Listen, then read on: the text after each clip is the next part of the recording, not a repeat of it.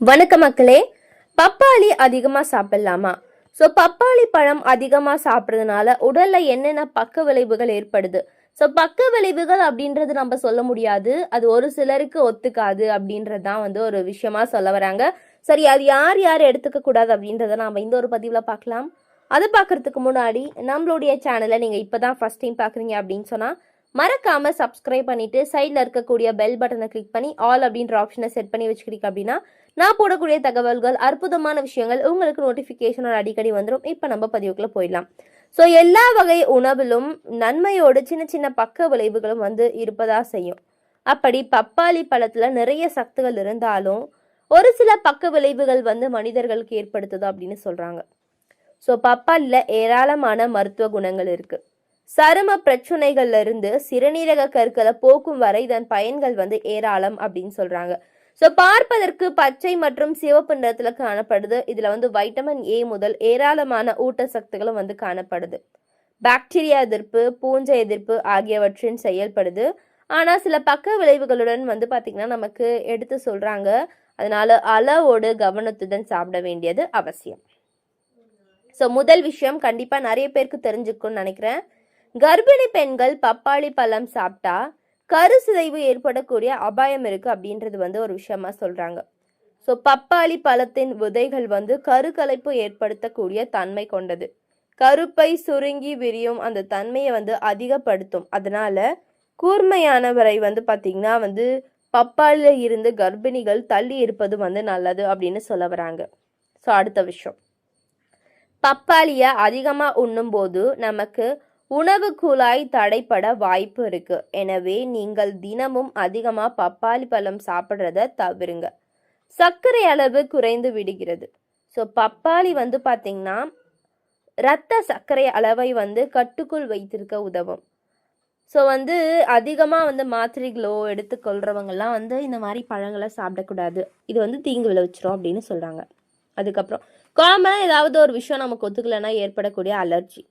நன்கு முழுமையா பழுக்காத பப்பாளில உள்ள பால் போன்ற தன்மை சிலருக்கு அலர்ஜியை ஏற்படுத்தக்கூடிய வாய்ப்பு உள்ளது அப்படின்னு சொல்றாங்க. எனவே முடிந்தவரை பழுக்காத பப்பாளி சாப்பிட்றத தவறுங்க.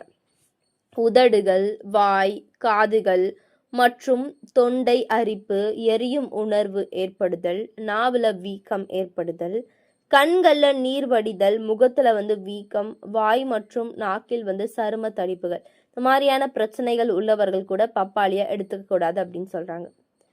அதிகமா பப்பாளி சாப்பிட்றதுனால வயிற்று சம்பந்தமான பிரச்சனைகள் ஏற்படுகின்றன. பப்பாளி பழத்துல நார் சத்துகள் அதிக அளவுல இருக்குது. இதனால வயிறு பிடிப்புகள், வயிறு வீக்கம், குமட்டல் போன்ற பிரச்சனைகள் சந்திக்கின்றனர் அப்படின்னு சொல்றாங்க. பப்பாளி பழத்துல உள்ள பால் போன்ற தன்மை இரத்தத்தை நீக்க செய்து வைக்கும் அந்த தன்மை கொண்டவை.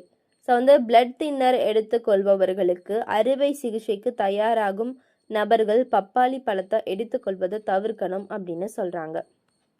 அது மட்டும் கிடையாது, இதய கோளாறு உடையவர்கள் பப்பாளி பழத்தை சாப்பிட்றத தவிர்ப்பது நல்லது.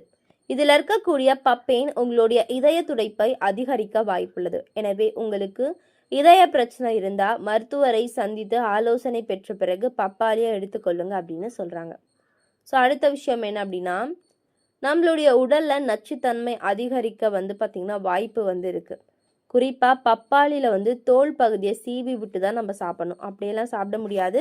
ஒரு சிலர் சாப்பிட்டீங்க அப்படின்னா இனிமேல் சாப்பிடக்கூடாது அப்படின்னு சொல்றாங்க.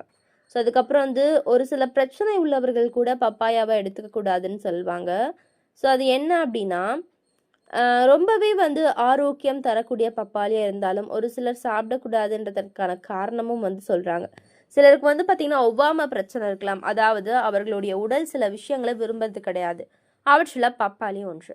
பப்பாளில சிட்டினேஸ் என்ற சிறப்பு மூலப்பொருள் இருக்கு. இது மரப்பால் ஒவ்வாமை உள்ளவர்களுக்கு பாத்தீங்கன்னா நம்ம எடுத்துக்க கூடாது, நோய்வாய்ப்பட வைக்கும் அப்படின்னு சொல்றாங்க. அவர்கள் பப்பாளியை சாப்பிட்டா அவர்களுக்கு தும்பல், மூச்சு விடுதல சிரமம், இருமல் போன்ற பிரச்சனைகள் ஏற்படுது. அதனால அவாய்ட் பண்ணிக்கோங்க, ஆரோக்கியமா இருக்க பாருங்க. இது மட்டும் கிடையாது, இது போன்ற நிறைய அற்புதமான விஷயங்கள், ஆரோக்கியமான தகவல்களை தெரிஞ்சுக்கணும் அப்படின்னு சொன்னா நம்மளுடைய சேனலை மறக்காமல் சப்ஸ்கிரைப் பண்ணிவிட்டு சைடில் இருக்கக்கூடிய பெல் பட்டனை கிளிக் பண்ணி ஆல் அப்படின்ற ஆப்ஷனை செட் பண்ணிக்கோங்க. தொடர்ந்து பாருங்கள், ஆரோக்கியமாக இருங்க. நன்றி, வணக்கம்.